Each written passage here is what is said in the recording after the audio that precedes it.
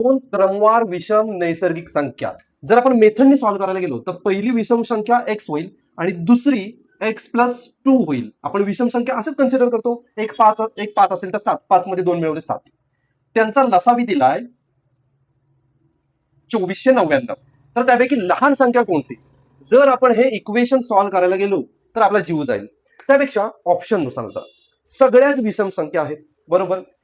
त्यातल्या लगतच्या क्रमवार कुठल्या कुठल्या आहेत? एक 39 एक आहे आणि 41 ही एक जोडी आहे.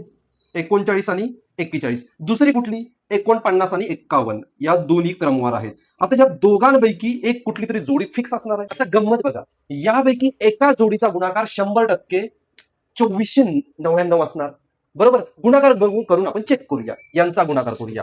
1 ला 39 ला गुणलं तर 39 राहणार. 0 4 9 36 3 4 3 12 12 आणि 3 15.